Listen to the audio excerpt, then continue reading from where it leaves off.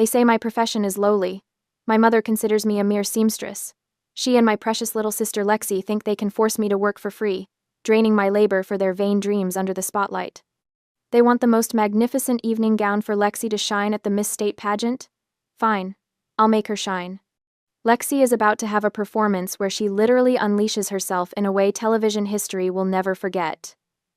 The bell above my studio door chimed at exactly 2 in the afternoon. I didn't need to look up from the silk chiffon. I was hand-finishing to know who it was. The overpowering cloud of Chanel No. 5, the kind that screams, "I'm trying too hard," announced my mother's arrival before her heels clicked across my worn hardwood floor. "Harper, darling." Deborah's voice dripped with that particular honey-coated tone she reserved for when she wanted something. "We're here." I set down my needle, carefully securing the delicate fabric, and looked up. There they stood. My mother, Deborah Vance, in her crisp white blazer and designer jeans that probably cost more than my monthly rent, and my sister Lexi, 23 years old, and stunning in that effortless way that comes from a lifetime of being told you're beautiful. Lexi wore athleisure like it was haute couture, her honey blonde hair cascading in perfect waves that she definitely hadn't earned through good hair care, just good jeans and expensive salon visits. They surveyed my tiny studio with barely concealed disdain.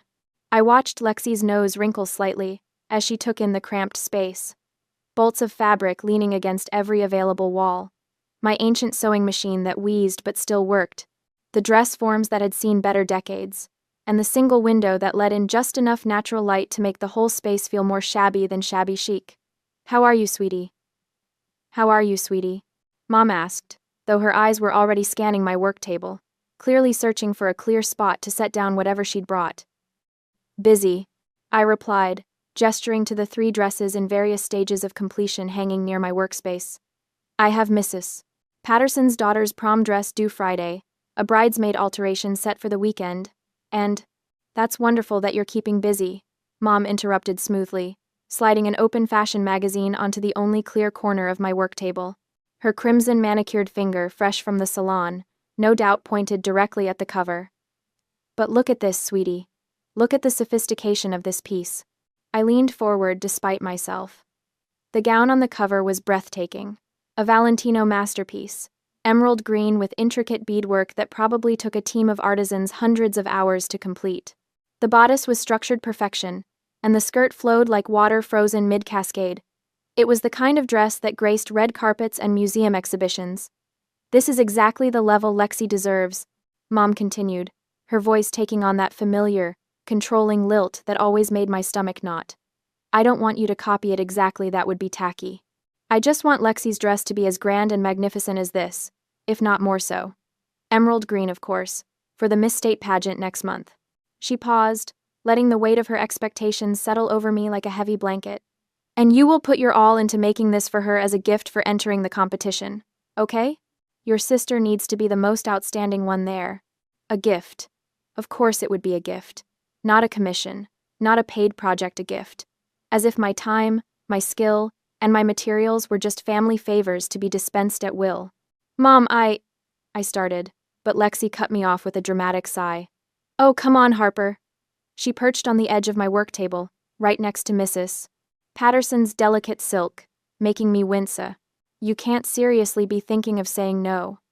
"I have 3 paying clients," I said carefully, trying to keep my voice level. "People who have already put down deposits and are counting on me to—" "How are those rags you sew for common customers more important than my future?" Lexi's perfectly glossed lips formed a pretty pout that had probably won her a dozen pageant crowns. "You should feel honored to custom make a dress for the future Miss State. I'll advertise for you when I get there. Think of the exposure."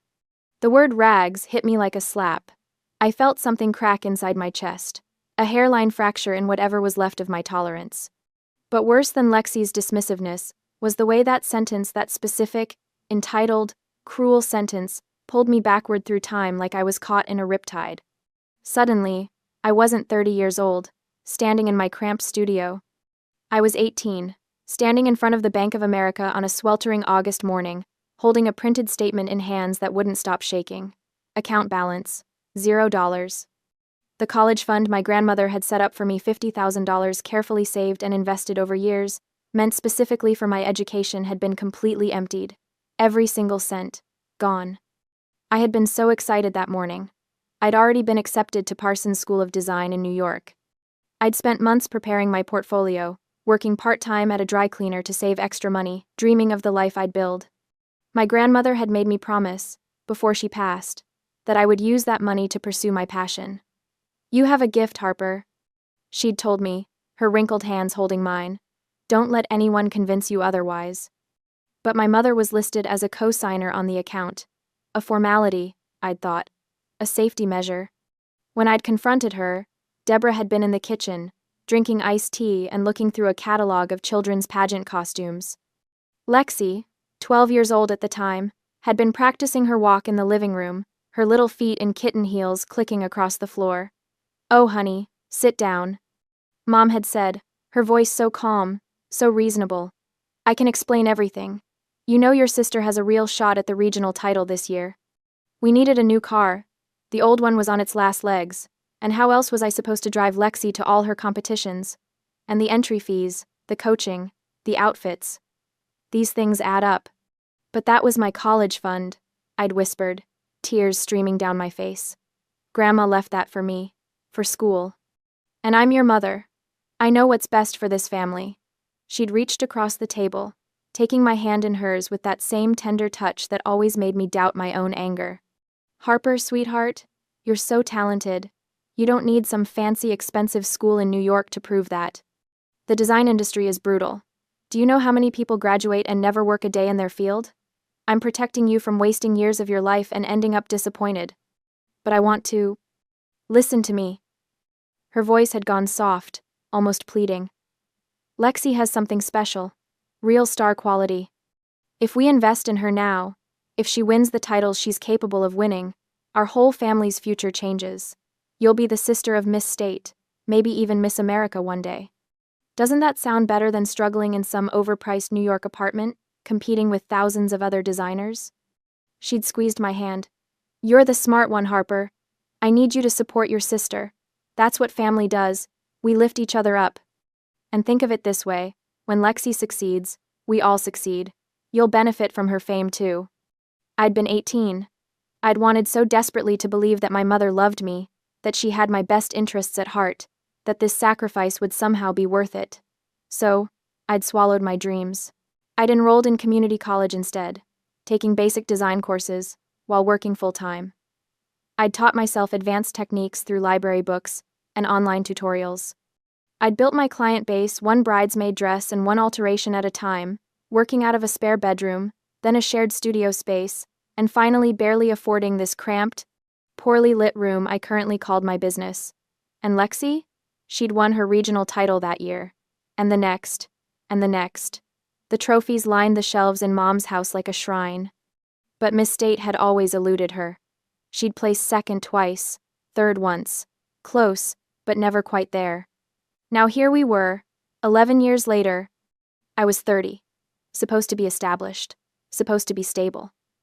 Instead, I was drowning in credit card debt, behind on my studio rent, and watching younger, better connected designers pass me by because I'd never had the education or the network that Parsons would have given me. And my mother and sister stood in my studio, demanding another gift. Another sacrifice. Another piece of my soul offered up on the altar of Lexi's ambitions. "Harper?" Mom's voice snapped me back to the present. She was looking at me with concern now, her head tilted in that way that made her seem so caring. "Are you okay, sweetie? You look pale." I realized I'd been staring at the magazine for too long, my hands clenched into fists at my sides. My voice came out rough. I cleared my throat. "I really don't have time. The pageant is in a month, and a dress like this would take..." "You'll make time." Lexi's voice had gone cold, her pageant smile vanishing. She stood up from the work table, crossing her arms. "I don't understand why you're being so difficult about this. I'm your sister. This is important to me." "Your paying clients are important too," I said weakly, hating how defensive I sounded. "Those people can wait. Or go somewhere else." Lexi flipped her hair over her shoulder. "If you don't finish the dress for me, don't bother being my sister anymore." The words landed like stones. I felt my breath catch. "Lexi!" Mom's voice held a gentle reproach, but there was something calculated in her expression. She turned to me, and suddenly her eyes were shining with unshed tears, a trick she'd perfected over the years. Don't be angry with her, Harper. She's just worried. This competition means everything to her. She's been preparing for months. Mom crossed the small space and took both my hands in hers. Her skin was soft, moisturized, warm. Her grip was tender. You will finish the dress on time, right? Her voice was barely above a whisper, intimate, like we were sharing a secret. I chose you to design the dress for her because I trust your skills. You're so talented, sweetheart. I know you can create something magnificent. There it was. The look, the tone, the particular combination of maternal affection and expectation that had been manipulating me for over a decade. My mother had never yelled at me, never called me names, never been overtly cruel. She'd just wrapped her demands in so much love and sweetness that refusing felt like betrayal. And despite everything, despite the stolen college fund, despite 11 years of watching my dreams shrink while Lexi's expanded, despite knowing with absolute certainty that this was wrong, I felt myself weakening. Because deep down, in a place I hated to acknowledge, I still wanted her approval. I still wanted to believe that maybe, this time, if I just did this one more thing, she'd really see me. Really value me, really love me the way she so obviously loved Lexi. I swallowed hard. I need to finish the orders for my current clients first. Of course. Mom's face lit up like I'd just handed her the moon. That's my responsible girl. How long do you need? 2 days, I heard myself say. Come back in 2 days. I'll take Lexi's measurements then, and we can discuss the design details. Perfect. Lexi's smile returned, bright and triumphant. See? I knew you'd come through. You always do. They left in a cloud of perfume and satisfied chatter, already discussing hair and makeup plans. The bell chimed as the door closed behind them, and suddenly my studio felt even smaller than before, the walls pressing in like I was being buried alive. I sank into my desk chair and stared at the magazine they'd left behind. The Valentino gown stared back at me, beautiful and impossible. My phone buzzed. A text from Mrs. Patterson. Just checking in. So excited to see the dress on Friday. I looked at the half-finished prom dress hanging near my machine, the bridesmaid alterations waiting in garment bags. The dinner dress I'd promised to a regular client for next week, and I resolved to finish every single stitch within the next 48 hours. I would sacrifice my sleep to clear my schedule for Lexi, but I refused to let my paying clients suffer just because my family had come first. Again. Always. 2 days felt like 2 minutes. I'd worked myself to exhaustion, finishing Mrs. Patterson's daughter's prom dress at 3 in the morning, subsisting on cold coffee and the kind of determination that comes from pure spite. The bridesmaid alterations were done. The dinner dress was hemmed. Every paying client had their order ready or nearly complete. I told myself it was professionalism.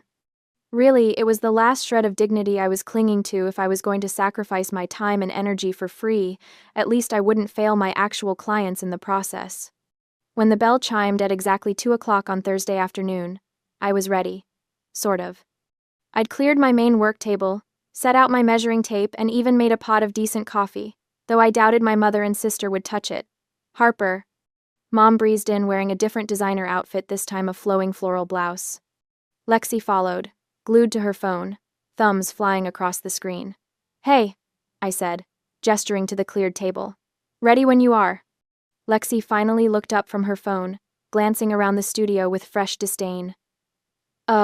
It's so cramped in here, and it smells like an old fabric or something. It smells like work, I replied flatly. Should we get started with measurements?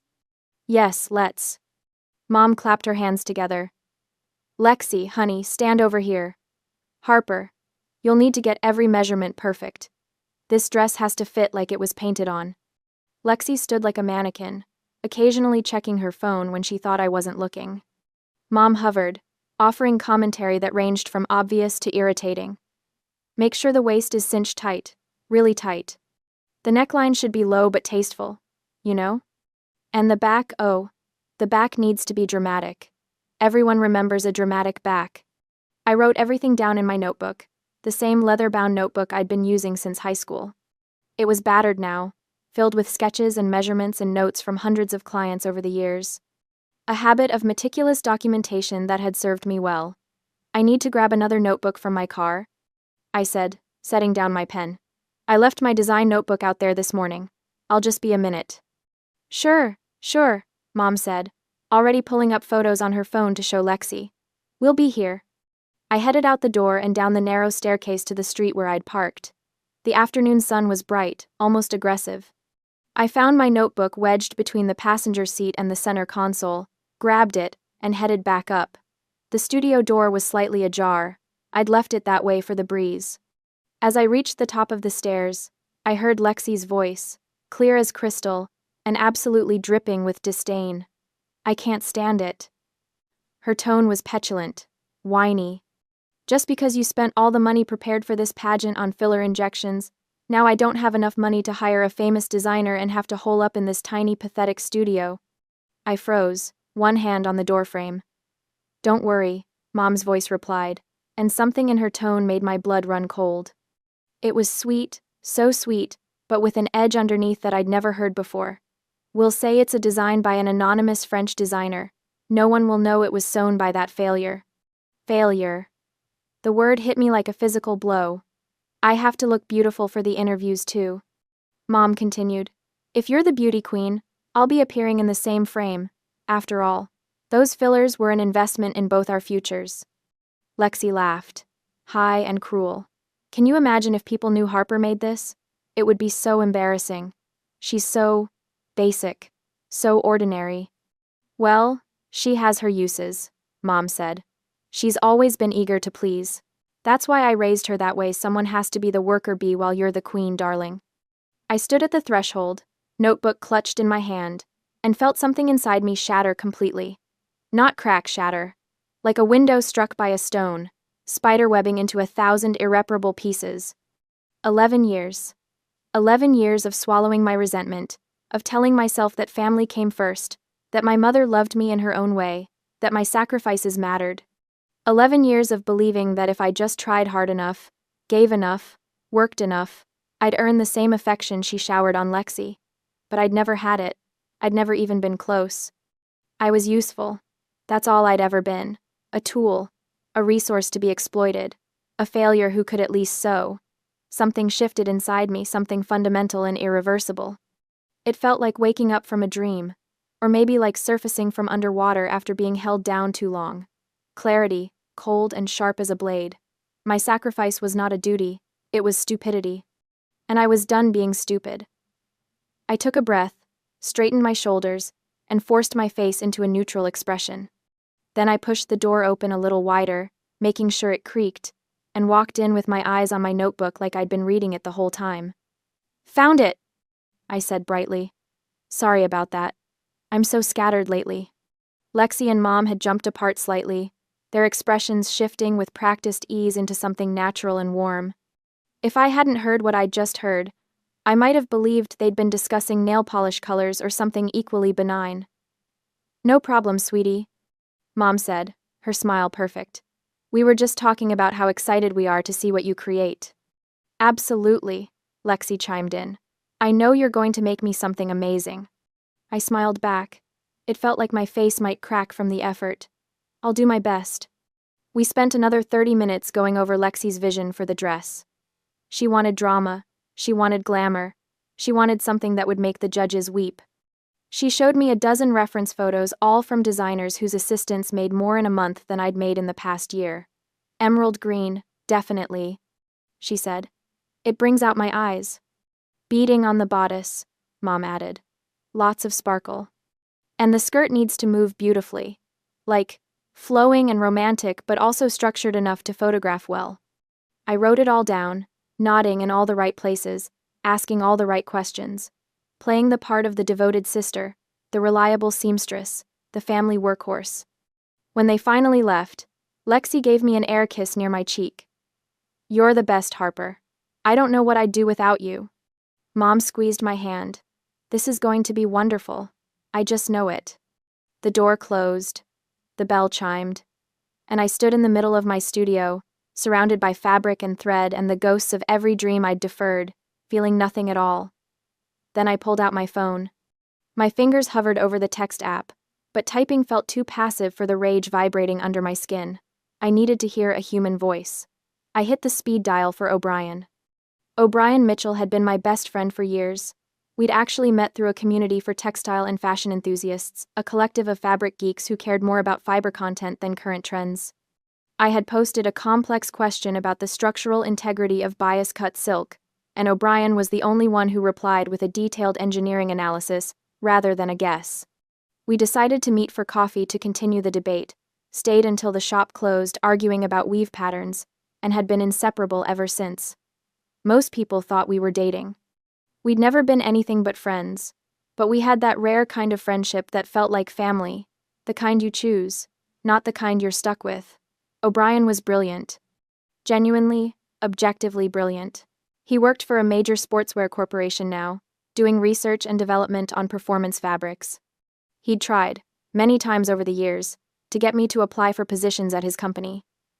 "You're better than this," he'd say, gesturing at my cramped studio. "You should be designing for real brands, Harper. You have the talent." But I'd always been too afraid, too convinced I wasn't good enough. What an idiot I'd been. He picked up on the second ring. "Harper? Everything okay?" "No," I said, my voice shaking. "No, O'Brien, it's not." And then I told him. Everything. I paced the length of my tiny studio, clutching the phone like a lifeline, and poured it all out: the demand for the dress, the anonymous French designer scheme, and the conversation I'd overheard on the stairs. When I got to the part about my mother calling me a failure, my voice cracked. There was a long silence on the other end. Then, O'Brien's voice came through, low and dangerous. "That failure comment.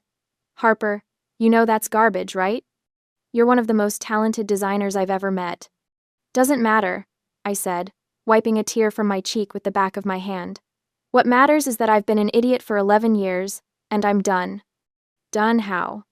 I stopped pacing and looked at the dress form standing in the corner. "I'm going to make the dress. I'm going to make it perfect. And I'm going to make sure my sister never forgets the favor I did her. I want to create something so beautiful that when it all falls apart, no one can say I didn't give it my absolute best." "Falls apart," O'Brien repeated slowly. "Literally?" "Ideally."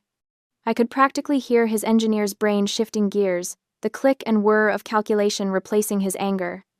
After a moment, he spoke again, his tone sharp with a new idea. "I might have something that could help," he said. "What is it?" "Better if I show you. I need a week." "A week?"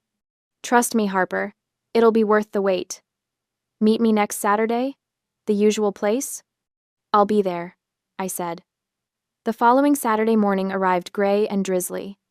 I met O'Brien at our favorite cafe, a tiny place called Brewed Awakening, that served genuinely good coffee and made the best blueberry scones in the state. He was already there when I arrived, sitting at our usual corner table with 2 large coffees and a scone he'd split in half. O'Brien was the kind of handsome that snuck up on you, not flashy like the guys Lexi dated, but solid and real, with warm brown eyes and the kind of steady presence that made you feel safe. "You look terrible," he said by way of greeting, pushing a coffee toward me. "Thanks. You're a real charmer." I took a long sip of the hot coffee, letting the caffeine settle my nerves. "So? Do you have it?" O'Brien reached into his bag and set a small package wrapped in plain paper on the table between us.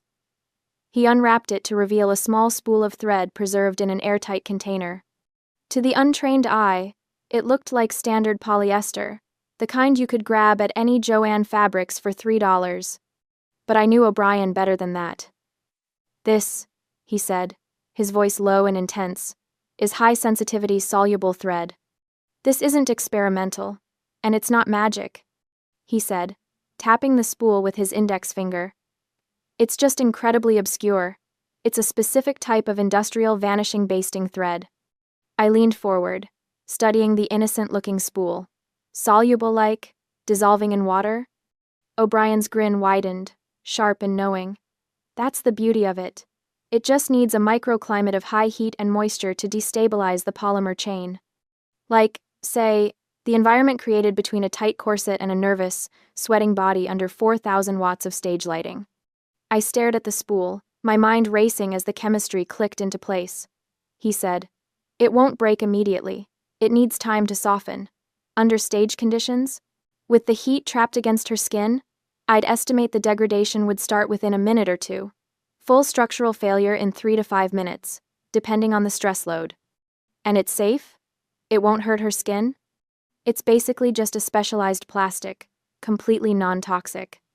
The worst that happens is it turns a little gummy before it gives up the ghost. He pushed the spool toward me across the scarred wooden table. It's a legitimate product, Harper. Just applied creatively.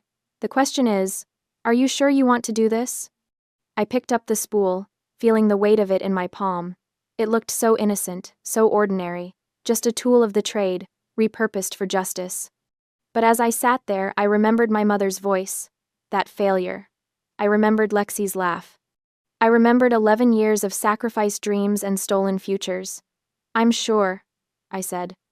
O'Brien nodded slowly, a look of grim satisfaction on his face. Then let's make your sister shine. The first night after O'Brien handed me that spool of high-sensitivity soluble thread, I didn't sleep. I sat at my drafting table under the harsh fluorescent light, sketching and re-sketching until my hand cramped and my vision blurred. This dress wouldn't just be beautiful, it would be my magnum opus, both literally and figuratively. Every line I drew was deliberate, every bead placement calculated. Every seam, a potential point of catastrophic failure. I lost track of time. Days bled into nights. I survived on black coffee and the kind of manic energy that comes from finally having a plan. My small studio became a war room, fabric samples and thread spools scattered across every surface like ammunition. Of course, Deborah couldn't leave me alone. She started showing up unannounced, sometimes twice a day, always with that saccharine smile plastered across her face. Just checking in on my talented daughter, she'd coo, before immediately launching into criticisms disguised as suggestions. Don't you think it needs more sparkle, Harper? Lexi needs to shine brighter than everyone else. The train looks a bit ordinary. Can you make it more grand? More dramatic? Each visit, each demand, each thinly veiled insult, they all fed the fire burning in my chest. What Deborah didn't realize was that she was accelerating the process of her own daughter's downfall. Every upgrade she requested meant more weight, more stress points, more opportunities for the soluble thread to do its work. I smiled through it all. A calm, serene smile that must have unsettled her, though she was too self-absorbed to notice. Of course, Mom. Whatever Lexi needs. You're right. More crystals would be stunning. I'll redesign the train tonight. I was no longer the anxious, eager-to-please daughter she'd manipulated for years. I was a hunter setting a trap, and my prey was walking straight into it. After 1 week of constant revisions, we finalized the last sketch. I held it up to the light, pretending to admire it with maternal pride, while internally cataloging every expensive detail I'd deliberately incorporated. Hand-beaded bodice, imported French lace. Swarovski crystals cascading down the skirt.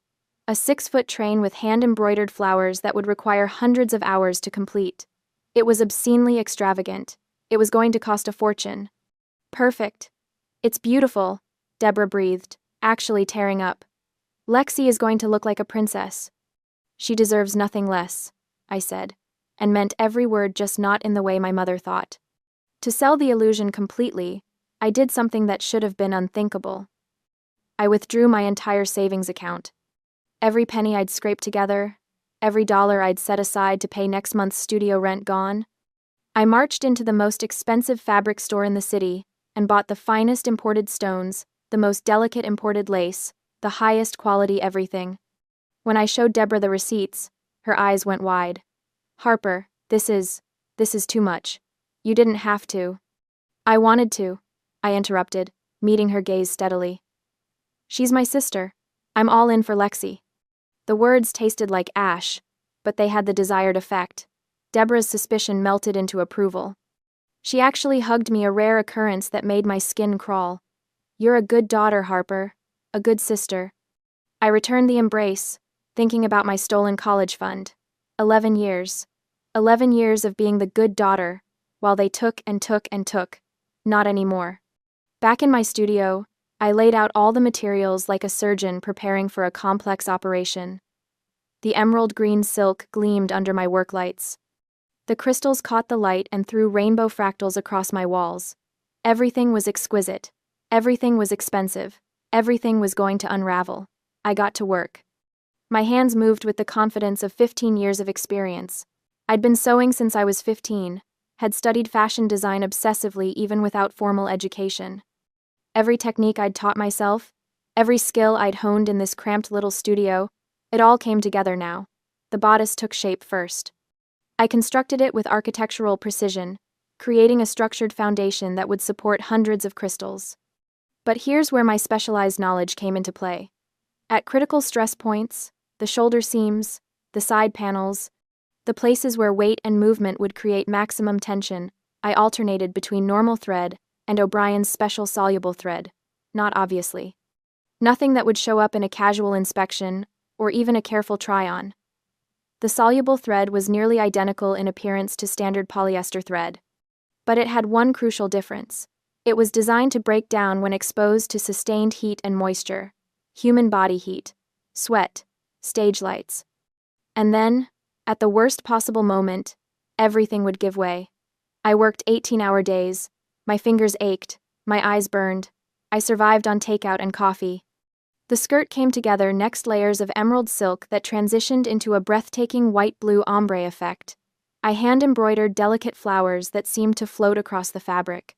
Each stitch was perfect, and woven throughout, invisible and deadly, was O'Brien's gift. 1 month later, I stepped back from my work table and stared at what I'd created. It was breathtaking. The emerald green gown shimmered like gemstones. The bodice was a masterpiece of beadwork, each crystal positioned to catch light from every angle. The skirt flowed like water, the ombre effect creating an ethereal, almost magical quality. The train was a work of art, 6 feet of hand-embroidered lace that seemed to glow. I'd poured every ounce of my skill into this dress. It was, without exaggeration, the most beautiful thing I'd ever made. It was also a ticking time bomb. I called Deborah. "It's ready." They came within the hour. The moment Lexi saw the dress hanging on my dress form, she actually gasped. "Harper. Oh my gosh, Harper, it's incredible." For a moment, just a brief, traitorous moment, I felt a flicker of pride. Not for Lexi, but for my own work. I'd created something extraordinary. Then Lexi tried it on, and that flicker died. She preened in front of my full-length mirror, turning this way and that, completely absorbed in her own reflection. Not once did she thank me. Not once did she acknowledge the month of sleepless nights, the drained savings account, the skill required to create something this complex. "It's perfect," Deborah declared, misty-eyed. "You've outdone yourself, Harper, and I need you backstage on pageant night to help Lexi into the dress. It's so intricate, and we can't trust anyone else with it." Even if my mother hadn't asked, I would have found an excuse to serve as Lexi's wardrobe assistant that day. That was the critical moment I needed to be the one to dress her, to ensure that every seam sat exactly as intended, that nothing was disturbed or detected before she walked onto that stage. I met her eyes and smiled. "Of course, Mom. I wouldn't miss it for the world." After they left, I slumped in my chair and stared at my empty bank account on my phone screen. I was broke. Completely, utterly broke. Rent was due in 2 weeks, and I had nothing. My phone buzzed. A text from O'Brien. "How's the masterpiece coming?" "It's done," I typed back. "Everything changes. That's my girl. The wolf is ready to hunt." I looked at the dress. In the dim light of my studio, the emerald silk seemed to pulse with malevolent life. Yes. The wolf was ready. And the lamb had no idea what was coming. The night of the Miss State pageant arrived like an execution date I'd been counting down to for weeks. Backstage was controlled chaos, a hot, airless maze of hairspray fog, half-dressed contestants, and barking stage managers. The air conditioning struggled against the combined heat of bodies, stage lights bleeding through from the main hall, and enough electrical equipment to power a small city. Within minutes of arriving, I was already sweating through my black t-shirt. Perfect conditions. I found Lexi in the designated dressing area, surrounded by her entourage like a queen holding court. Her hair was already styled in an elaborate updo, her makeup flawless. When she saw me carrying the garment bag, her eyes lit up with the kind of hunger I'd seen 1,000 times, the look of someone who believes beautiful things are simply owed to them. "Finally," she said, not even greeting me. I've been waiting. Everyone else has been ready for 20 minutes. I bit back a dozen responses and simply unzipped the garment bag with ceremonial slowness. The emerald dress emerged like a serpent uncoiling, and even in the harsh fluorescent backstage lighting, it was stunning. Several nearby contestants actually stopped mid-conversation to stare. "Oh my gosh," one of them whispered. "That's incredible." Lexi's smile turned smug. I helped her step into the dress, my hands steady despite my racing heart. The bodice settled into place. I began the intricate process of fastening the hidden hooks and lacing the internal corset structure. My fingers brushed against the shoulder seams where the soluble thread lay hidden, invisible among the normal stitching. "Careful," I murmured, playing my role. "The dress is beaded very intricately, and the corset structure inside is very tight. Please be gentle with it." Lexi met my eyes in the mirror, and for a moment, I saw something ugly flicker across her perfect face. She leaned in close, her lips nearly touching my ear, her voice dropping to a whisper meant only for me. "I was born to perform. The stage is my home. Don't act like you know anything. Why would a nameless seamstress want to teach Lexi how to shine?" The words were designed to cut, and they did, but not in the way she intended. They didn't wound me, they crystallized my resolve into something diamond hard. I stepped back, expression neutral. "Break a leg out there, sis." Before Lexi could respond, Deborah appeared at her elbow, eyes sharp. "Harper, move along, find somewhere out of the way to wait." As I turned to leave, I caught sight of what had prompted Deborah's urgency. Two people with press badges were weaving through the backstage crowd, heading straight for Lexi. One carried a professional camera, the other held up a phone live streaming, from the looks of it. Of course. The dress was too spectacular not to attract attention. I melted into the shadows behind a rack of costume changes, close enough to watch but far enough to be forgotten. Classic invisibility, a skill I'd perfected over 30 years. The reporter, a blonde woman in a crisp pantsuit, positioned herself in front of Lexi with the ease of someone who'd done 1,000 of these interviews. "We're here with contestant number 17, Lexi Vance, who is absolutely stunning in this incredible gown. Lexi, can you tell us about your dress? It's unlike anything we've seen tonight."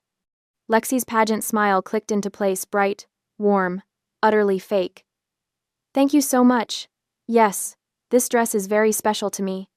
It's actually a gift from an anonymous designer in Paris." She touched the beaded bodice delicately, reverently. He said that only my beauty was worthy of wearing his creation. My jaw clenched so hard I heard my teeth grind. An anonymous Parisian designer? The reporter's eyes sparkled with interest. How mysterious. How did this come about? "I can't share all the details," Lexi said with a conspiratorial smile. "But let's just say that when you're dedicated to your craft and you shine brightly enough, the right people notice." He reached out to my team and insisted on creating something custom for tonight. The reporter ate it up. "It's absolutely breathtaking. The craftsmanship is extraordinary. The beading alone must have taken hundreds of hours." "He's a true artist," Lexi agreed, executing a slow turn to show off the dress's full glory. The camera captured every angle, every glittering crystal. I'm just honored to be his muse. I watched my mother stand beside Lexi, beaming with pride, nodding along to every lie. My phone buzzed in my pocket. I pulled it out, careful to keep the screen dimmed. "O'Brien, watching the live stream. Anonymous French designer, your sister is really good at telling fairy tales." The dress is the center of heated discussion, and hundreds of viewers tuning in are already predicting she'll be crowned this year's beauty queen, eagerly waiting to see the gown revealed on stage in just a few minutes. I sent back a laughing emoji. He was probably at home right now, feet up, beer in hand, watching the drama unfold in real time. He'd played a crucial role in this revenge, and he knew it. We'd discussed the timeline endlessly, how long the thread would take to break down under optimal conditions, what optimal even meant in this context: heat, sweat, movement, pressure. All the things a nervous pageant contestant under stage lights would generate in abundance. I glanced at my watch. 7:47 p.m. The pageant was scheduled to start at 8, with Lexi performing in the middle group probably around 8:30 or 8:45. The stage lights would need time to work their magic. Body temperature would need to rise. Sweat would need to saturate the internal lining. The moment was approaching. I found a corner near the stage entrance that was slightly less claustrophobic than the main backstage area, close enough to an exterior door that I caught occasional drafts of cool night air. Even here, even with better ventilation, I felt the oppressive heat. My shirt stuck to my back. My hair frizzed in the humidity. If I was hot, Lexi in that elaborate gown with its corseted bodice and multiple layers had to be absolutely sweltering. The thought made me smile. I pulled out my phone and pretended to scroll through social media, but really, I was watching the clock, watching the stage managers organize contestants into performance order. Watching Lexi get increasingly flushed as she stood under the backstage lights in dozens of pounds of silk and crystals. At 8:20, a stage manager with a clipboard and a headset approached Lexi's group. "Middle group, you're up in 15 minutes. Start making your way to stage right entrance." Lexi's hand fluttered to her throat. Even from my distant corner, I could see the anxiety in her posture. This was the biggest moment of her pageant career, the performance she'd been building toward for years. She reached for a bottle of water, but Deborah intercepted her hand. "No, you'll ruin your lipstick, and we don't have time to fix it." Lexi nodded, swallowing hard. The dress glittered under the lights, looking more magnificent with every passing minute. Several contestants openly stared at it with expressions of envy and resignation. They knew they were competing against something extraordinary. If only they knew. At 8:32, the lights in the backstage area dimmed slightly. On the other side of the curtain, I heard the muffled roar of applause. The opening group had finished. In the brief pause before the middle group took the stage, I heard the MC's voice boom over the sound system. "Ladies and gentlemen, prepare to be dazzled by our next group of talented contestants." Stage managers began ushering Lexi's group toward the entrance.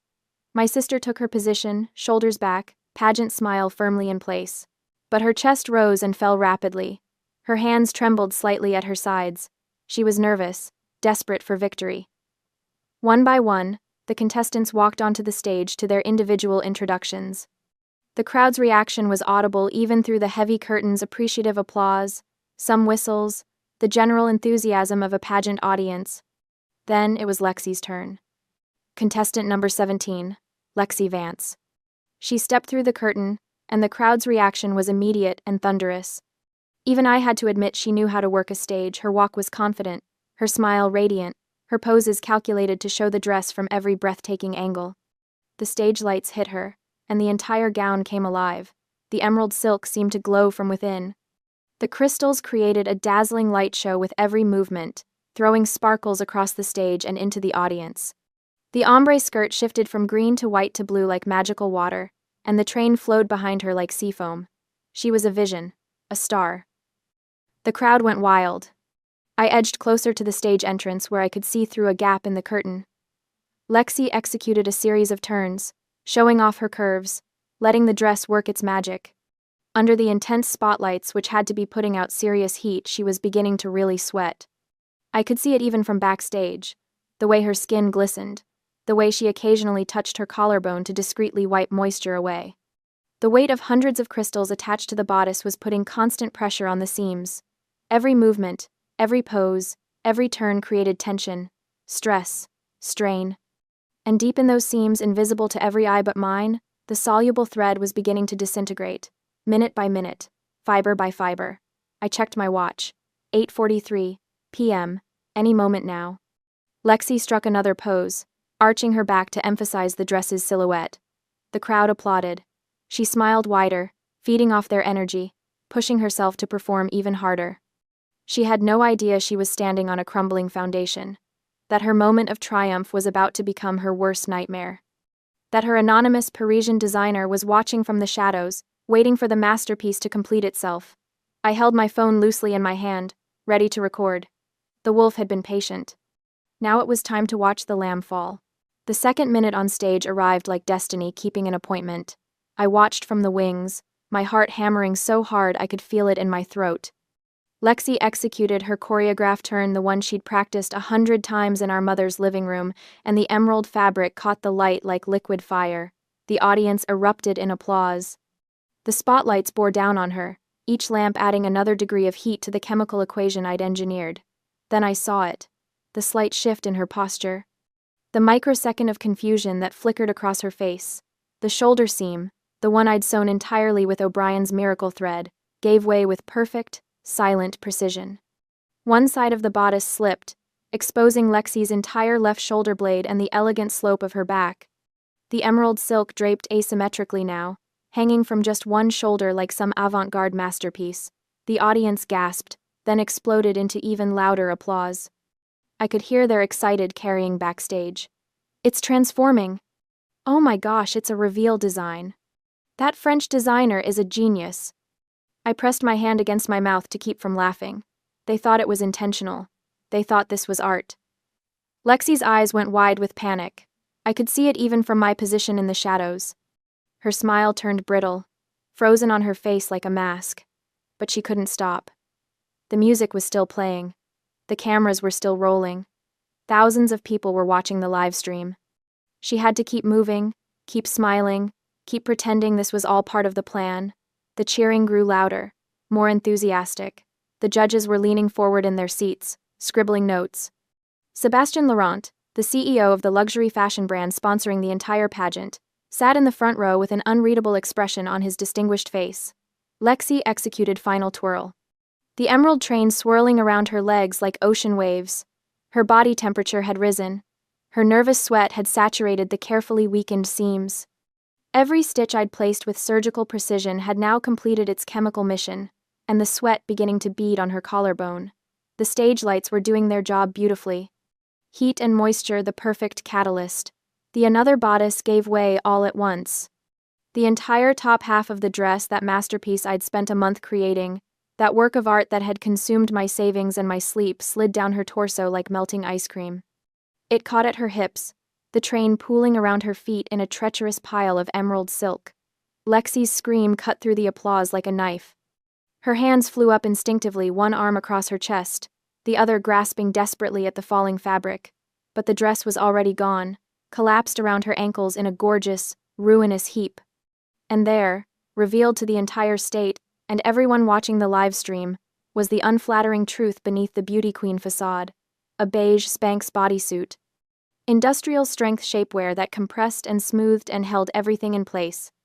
The kind of undergarment that turns a human body into a mannequin, practical and graceless and utterly, devastatingly unglamorous. Lexi tried to pull the dress back up, stumbling forward in her stilettos. Her heel caught in the pile of silk. She went down hard on one knee, her carefully styled hair falling into her face, her makeup perfect expression shattered into raw panic. The audience sat in stunned silence for one crystalline moment. Then the chaos erupted. Stagehands rushed forward with blankets.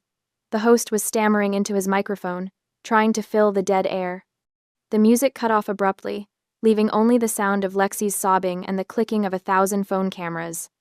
Someone in the audience started laughing, a nervous, disbelieving sound that spread like wildfire through the venue. I looked down into the front rows and found my mother. Deborah sat frozen in her seat, her face the color of old paper, her mouth hung open in a silent scream. The woman who had spent 23 years grooming her perfect daughter for this exact moment was watching that daughter's humiliation broadcast live the United States. I felt absolutely nothing. No, that's not true. I felt satisfied. Free. I turned away from the stage and walked calmly toward the exit. Behind me, I could hear the beginning of what would become the viral sensation of the year. I drove home through empty streets, the adrenaline finally beginning to fade from my system. My hands shook slightly on the steering wheel. I'd done it. After 11 years of swallowing my rage, after a lifetime of being invisible, after watching my mother steal my future and hand it to my sister on a silver platter, I'd finally made them pay. That night, I slept better than I had in months. The knock on my studio door came at 9 o'clock the next morning. I was still in my pajamas, drinking coffee and scrolling through the online carnage.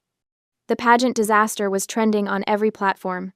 Someone had already created a GIF of Lexi's dress falling off, set it to comedic music, and gotten 3 million views. The comments were merciless. The knock came again, polite but insistent. I opened the door and found a woman in an immaculate gray suit standing in my hallway. She was maybe 35, with sharp eyes and an iPad clutched in her perfectly manicured hands. "Harper Vance?" she asked. "Yes." "My name is Catherine Mills. I'm the personal assistant to Sébastien Laurent. CEO of Laurent Luxe Fashion House. Mr. Laurent would like to meet with you this morning, if you're available. My coffee mug froze halfway to my mouth. I'm sorry, what? Catherine's expression didn't change. Mr. Laurent was the primary sponsor of last night's pageant. He's currently staying at the Grandview Hotel downtown. He's requested a meeting with you at your earliest convenience. I have a car waiting downstairs. I stared at her. My brain struggled to process this information. Sebastian Laurent, the Sebastian Laurent, fashion industry legend, wanted to meet with me? The makeup and wardrobe assistant listed in tiny print in the pageant program? Why? I managed to ask. Catherine smiled slightly. I think Mr. Laurent would prefer to explain that himself. Shall I tell him you'll come? 20 minutes later, I was sitting in the back of a black town car, still slightly dazed, heading toward the most expensive hotel in the city. The suite they led me to was bigger than my entire studio apartment. Floor-to-ceiling windows overlooked the downtown skyline.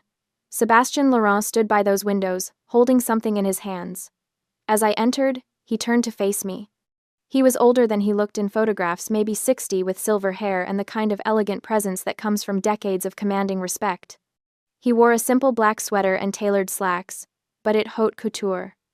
In his hands was my dress, or rather, what remained of it. The emerald silk, now carefully laid out and examined, every seam exposed. Miss Vance, he said, his voice carrying a faint French accent. Thank you for coming. I nodded, not trusting my voice. Sebastian held up the dress, studying it with the concentration of a surgeon examining an X-ray. His fingers traced the destroyed seams, the strategic weak points, the places where I deliberately used the soluble thread. Ignoring last night's unfortunate incident, he said slowly, I must tell you that I find this construction technique absolutely masterful. This is not the work of an amateur. The way the bodice is structured, the engineering of the train, the coordination of movement and fabric weight, this demonstrates natural-born talent. He looked up at me, his eyes sharp and knowing.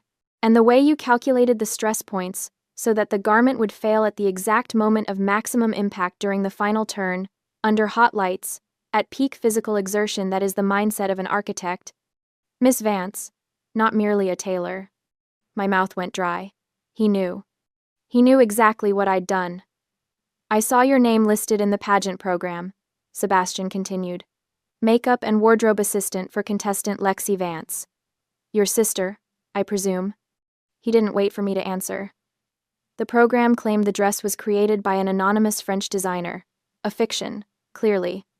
No French designer of any reputation would create something like this and remain anonymous. He set the dress down carefully on a nearby table and turned to face me fully. In this industry, Miss Vance, talent alone is insufficient. One must also possess vision, determination, and yes, a certain calculated ruthlessness, the ability to see an opportunity and seize it without hesitation. The courage to take risks. His lips curved into something that wasn't quite a smile. You engineered a disaster that will be remembered for years. You humiliated your competitor on a stage. And you did it with such technical precision that it could almost be admired. I found my voice finally. Are you here to threaten me with legal action? Legal action? Sebastian laughed, a genuine sound of amusement. No, Miss Vance, I'm here to offer you a job. The room tilted slightly. I'm sorry? You heard me correctly. I want you to join Laurent Luxe as a senior design assistant. Full salary, full benefits, and we will cover your tuition at any fashion academy you wish to attend. New York, Paris, Milan, your choice. You have raw talent that needs refinement, but the foundation is extraordinary. I sat down heavily in the nearest chair. I destroyed your pageant. You destroyed a beauty queen who lied about her dress designer, Sebastian corrected. You exposed fraud and pretension. In my world, Miss Vance, authenticity is everything. Your sister claimed credit for work she didn't do and expertise she doesn't possess. That kind of dishonesty is poison to the industry. He moved to the window, looking out over the city. You, on the other hand, demonstrated genuine skill and the kind of bold, strategic thinking I value. You're a little wolf, Miss Vance, and I respect that. I couldn't speak, couldn't think. This wasn't how revenge was supposed to work. I was supposed to destroy my sister and then disappear back into obscurity. I wasn't supposed to be discovered. Rewarded. Think about it, Sebastian said, pulling a business card from his pocket and setting it on the table beside the ruined dress. My offer stands for 48 hours. After that, I'll assume you're not interested. He walked toward the door, then paused. For what it's worth, Miss Vance, I understand family betrayal. I understand what it means to be overlooked and underestimated. What you did last night was not kind, but it was honest, and in the end, honesty is what survives. Then he was gone, leaving me alone with my destroyed masterpiece and an impossible future suddenly within reach. The video went viral within 12 hours. By the time I left Sébastien Laurent's hotel suite, Beauty Queen wardrobe malfunction was trending on every social media platform in North America. Someone had edited the footage to show Lexi's confident walk, the dress transformation, and then the catastrophic failure all set to circus music.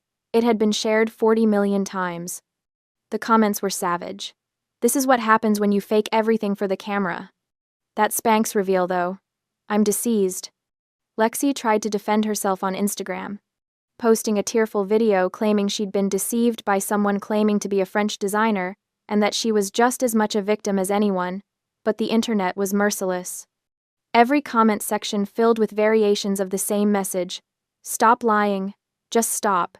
Imagine lying about having a French designer, and then this happens. Karma is undefeated. The pageant mom forums, where Deborah had been a prolific poster for years, turned against her. Other mothers who'd watched her brag about Lexi's success and dismiss other girls' accomplishments suddenly felt vindicated. Someone dug up old posts where Deborah had mocked contestants who wore obviously homemade dresses. The hypocrisy was delicious. The pageant mom forums, where Deborah had been a prolific poster for years, turned against her. Other mothers who'd watched her brag about Lexi's success and dismiss other girls' accomplishments suddenly felt vindicated. Someone dug up old posts where Deborah had mocked contestants who wore obviously homemade dresses. The hypocrisy was delicious. I sat in my studio that afternoon, scrolling through the carnage with my coffee going cold beside me. Lexi's Instagram had been flooded with mocking comments. Someone had created a fake account called The Anonymous French Designer that was posting memes about the incident. The pageant organization had released a carefully worded statement expressing sympathy while subtly distancing themselves from Lexi's misrepresentation of her design team. My phone rang. My mother's number appeared on the screen. I let it go to voicemail. It rang again, and again, and again. Finally, I picked up. What? Harper. Deborah's voice was shrill, barely controlled. What did you do? I made a dress, I said calmly. Exactly like Lexi asked me to. Don't play games with me. That dress fell apart on purpose. You sabotaged your own sister. Did I? I took a sip of my coffee. That's a serious accusation, Mother. Do you have any proof? Silence on the other end. Because of course she didn't. The dress was gone, confiscated by Sébastien Laurent. Any investigation would be impossible. And even if they could prove sabotage, what were they going to do? Sue me? Expose to the world that the anonymous French designer was actually Lexi's struggling seamstress sister, who they'd treated like garbage for decades? You're a monster, Deborah whispered. No, I said quietly. I'm just done being your victim. Don't call me again. I hung up and blocked both their numbers. Then I called Sebastian and said I accepted the job offer. Within a week, the full story began to emerge. Some enterprising journalist had done actual investigative work and discovered that no French designer had been involved in creating Lexi's dress. They'd tracked down the pageant's registration paperwork and found my name listed as wardrobe assistant. They'd interviewed other contestants who confirmed that I'd been backstage working. The narrative shifted from unfortunate wardrobe malfunction to beauty queen caught in elaborate lie. Lexi withdrew from the pageant circuit entirely. Her Instagram, once full of sponsored posts and beauty shots, went dark. Deborah stopped posting on social media altogether. I felt nothing but relief. The check from Laurent Luxe arrived on Monday, my signing bonus enough to cover 3 months of rent and living expenses while I transitioned into my new role. Catherine Mills called the next day, with details about my enrollment at the Fashion Institute. Full tuition, covered, a stipend for materials and supplies, access to workshops and master classes with industry professionals. Mr. Laurent doesn't invest in people lightly, Catherine told me. He sees something in you. Don't waste this opportunity. I had no intention of wasting anything ever again. O'Brien took me out for celebratory drinks when I told him the news. We sat in our usual dive bar, the one with sticky floors and a jukebox that only played country music, and he raised his beer in a toast. To the wolf, he said, grinning. I knew you had it in you. I couldn't have done it without your magic. 3 had something they didn't. Hunger, desperation, a bone-deep need to prove that I deserved to be there. My technical skills improved rapidly under professional instruction.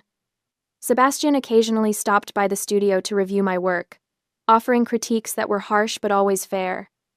I learned to trust, to take risks, to create beauty without armor. My portfolio grew. Small pieces at first, accessories, accent garments for the company's secondary line, then larger projects. A coat that ended up in a magazine editorial, a dress that a minor celebrity wore to a film premiere. Each success felt surreal, like I was living someone else's life. I never heard from Lexi or Deborah again.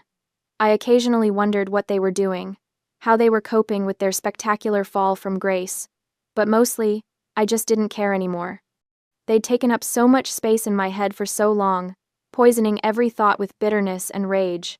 Now they were just irrelevant, ghosts of a past I'd finally escaped. 1 year after the pageant disaster, Sebastian approached me with a new proposal. I want to give you a show, he said simply. Not Fashion Week, not yet. But a smaller showcase, invitation only, featuring emerging designers from the Laurent Luxe Development Program. You'll have creative control over 6 pieces. A capsule collection representing your vision. I said yes before he finished explaining the details. The night of the showcase arrived in early autumn. The venue was an industrial warehouse space that had been transformed with lighting and minimal decoration, letting the clothes be the focus. The guest list was small but influential. Fashion editors, boutique buyers, industry insiders who could make or break emerging careers. I stood backstage, watching my models line up. 6 pieces. 6 different interpretations of strength and vulnerability. Nothing emerald green. I deliberately avoided that color forever. Instead, deep burgundies and midnight blues, architectural cuts softened with flowing elements, garments that were both armor and art. My hands shook slightly as I checked the final details. A seam here, a hemline there. Everything was perfect. Everything was honest. The lights dimmed in the main space. Music began, something instrumental and modern that I'd spent weeks selecting. The first model walked. I watched from the wings as my collection moved down the runway. Each piece represented something I'd learned this year. Technical skill, artistic courage, the confidence to trust my instincts. The audience watched in attentive silence, and I couldn't tell if that was good or terrifying. The final model walked. The music faded. Applause filled the space, genuine, enthusiastic applause. Catherine appeared at my elbow. You're supposed to take your bow, she whispered. Right. I'd forgotten that part. I walked out onto the runway on shaking legs, my heart pounding so hard I thought everyone could hear it. The lights were blinding. I couldn't see faces, just shapes and shadows and the occasional flash of a phone camera. Then my eyes adjusted, and I found the front row. Sebastian sat there with his usual composed expression, but his eyes were warm as he applauded. Next to him, O'Brien pumped his fist in the air like we were at a football game instead of a fashion showcase. Several editors were taking notes. A woman I recognized from a major fashion blog was already typing on her phone. I took a deep breath, looking out at the room full of strangers who'd come to see my work. Not my sister's work. Not some anonymous French designer's work. Mine. This was my place. These people, this work, this moment, this was home.